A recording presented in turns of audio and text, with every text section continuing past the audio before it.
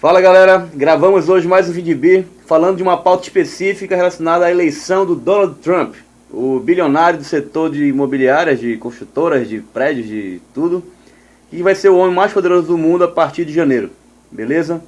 Vamos bater um papo rápido para mostrar como a eleição dele vai impactar para os empreendedores brasileiros.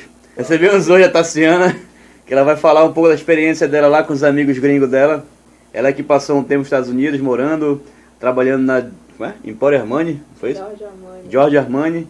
A pessoa sabe, mas sabe tudo da pessoa contratada aqui. Eu não sei mesmo.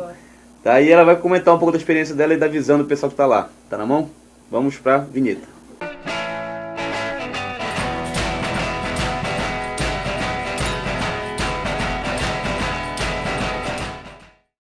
Primeiramente, Tassiana, bora começar a falar um pouquinho. Quem era Donald Trump no período que tu morava lá, passaste um tempo lá, o que o pessoal, os teus amigos falavam a respeito desse aspirante ainda a presidente dos Estados Unidos? O que tu enxergava? Você passou um tempo lá em Nova York, não foi isso?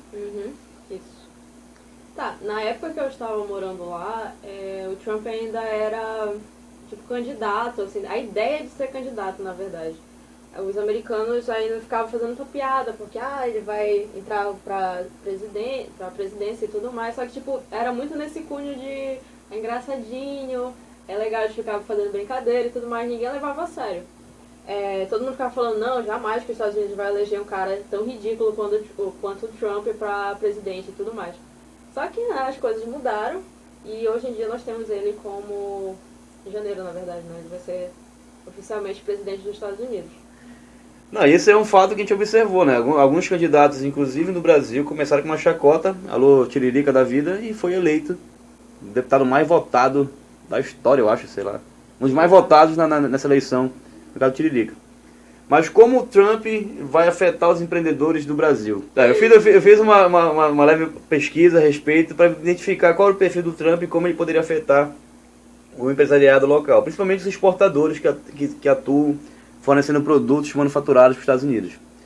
Eu vi um discurso dele que inclusive eu recomendo que vocês leiam o nosso blog, que tem um post novo, que tá até aqui, ó. Olha aí, Diego, viu? Republicatra. O Trump.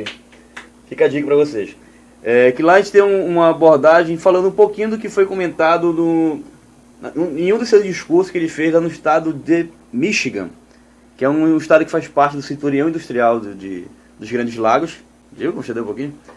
E ele fez um discurso que foi bem interessante, foi no primeiro semestre de 2016, ele falou que se a Ford fechasse lá aquela indústria e migrasse para o México, ele iria sobretaxar em até 35% os carros importados do México para os Estados Unidos. Então isso mostra para ele que ele, mesmo ele sendo republicano, com a tendência mais liberal de mercado, isso mostra que ele não está muito preocupado em atender o partido, em si atender a sua política de manutenção dos empregos domésticos dos Estados Unidos. E isso demonstra também um caráter mais protecionista.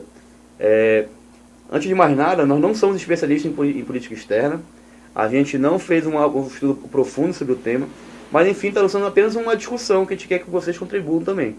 Então, com esse discurso do Trump a respeito de defender a economia interna dos Estados Unidos para evitar com que os empregos migrem para outros países, como o caso por exemplo, a Apple, que ele até ameaçou a Apple também, se não trouxesse as fábricas, a sua produção da China para os Estados Unidos, ele também iria sobretaxar os seus produtos. Então, ele meio que vai contra o partido dele, que é republicano, migrando um pouco mais para o lado democrata, de preservar um lado mais voltado para a economia interna. Mas enfim, são apenas alguns pontos que a gente pode observar que está mais aprofundado no nosso blog. Mas Tassiana, depois que ele foi eleito, me conta aí o que o pessoal falou lá nos teus grupos, o que eles comentaram. Chegaram a falar alguma coisa do Trump? Muita gente ficou nessa mesma história de não estar acreditando que o Trump foi realmente eleito, mas muito do que o Paul falou foi realmente o motivo dele ter conseguido milhões de votos, né? Porque, não sei se foram milhões realmente, mas, enfim, ele conseguiu ser eleito. Porque ele batia muito nessa tecla de, porque ele vai colocar os Estados Unidos de volta naquele rumo, aquele trilho de Estados Unidos ser o maior do mundo. O maior do mundo e tudo mais. Então, tipo, os americanos ficaram muito maravilhados com essa ideia, porque antigamente eles eram vistos dessa forma, né? Como se eles fossem melhores e tudo mais, só que com o passar do tempo as coisas foram adormecendo, né? Outros países foram se desenvolvendo e eles meio que, os Estados Unidos ficou adormecido, até mesmo pela questão da crise econômica que teve. Em 2008. 2008, né? Então, tipo, todo mundo ficou assim com o olho brilhando com as propostas dele.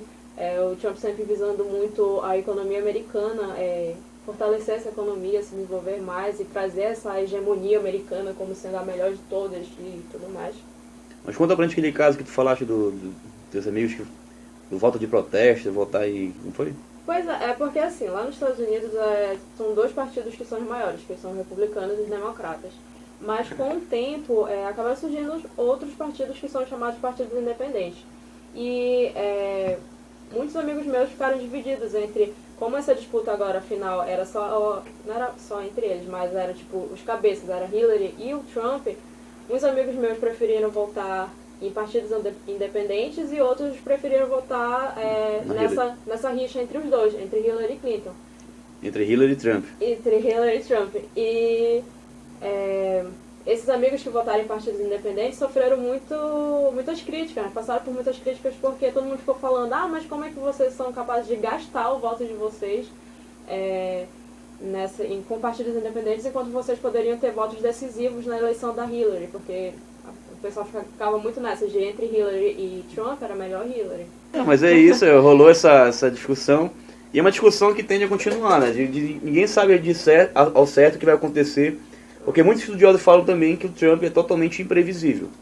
Então, a dizer pelo partido dele, que tende a ser mais liberal e ele tende a ser mais protecionista. Então já meio que é contraditório com o próprio partido que ele está. Fora que ele não recebe muito apoio do próprio partido, porque ele é daquele histórico de ex-reality show, não, ex-astro de reality show, não tem histórico algum com a política e agora simplesmente ele foi eleito. Então, tipo, não é todo mundo do partido republicano que gosta dele, né? Beleza, como vocês podem ver, uma pauta que tem muita discussão, muita coisa, a gente espera que ele não afete o nosso empresariado local, que ele não traga nenhum problema para nosso empresariado exportador e que a gente continue com essa relação de parceiro comercial, no qual o Brasil tem com os Estados Unidos o segundo fluxo comercial, somente perdendo para a China. Então, que a gente continue empreendendo, mas que sempre tem problemas com a eleição desse topetudo aqui, o nosso Roberto Justus da gringa. Beleza? Esse foi um vídeo bem rápido e até a próxima, pessoal. Valeu!